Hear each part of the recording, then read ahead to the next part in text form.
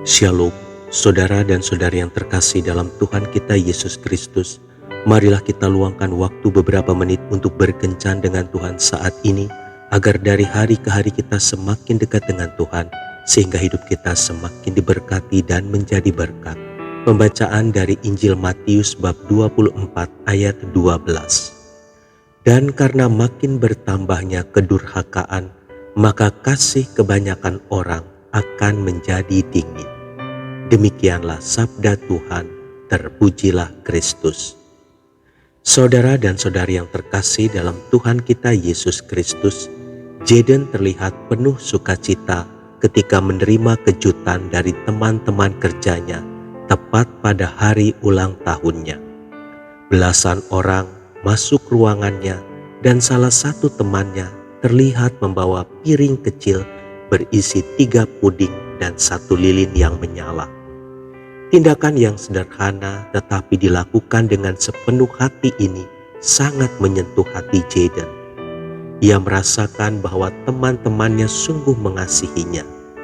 Kondisi seperti ini sangat jauh berbeda ketika ia bekerja di tempat sebelumnya.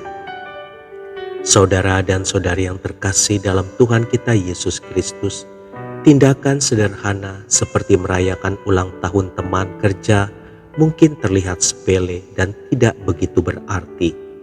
Namun di tengah kondisi zaman yang semakin berpusat pada diri sendiri dan diwarnai banyak kejahatan, tindakan kasih sederhana bisa sangat berarti.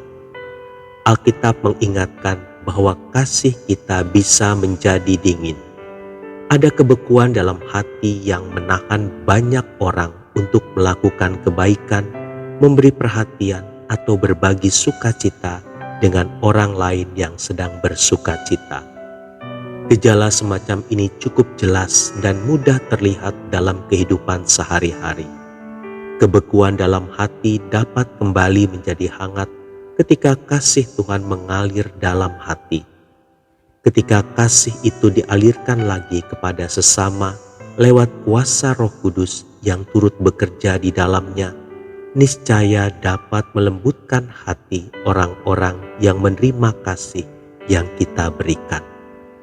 Nah, saudara dan saudari yang terkasih dalam Tuhan kita Yesus Kristus, jika saat ini kita merasa kondisi hati kita cenderung membeku, mintalah agar kasih Tuhan memenuhi hati kita sebelum kita alirkan untuk mencairkan hati-hati yang beku di sekitar kita. Tuhan Yesus memberkati. Marilah kita berdoa dalam nama Bapa dan Putra dan Roh Kudus. Amin.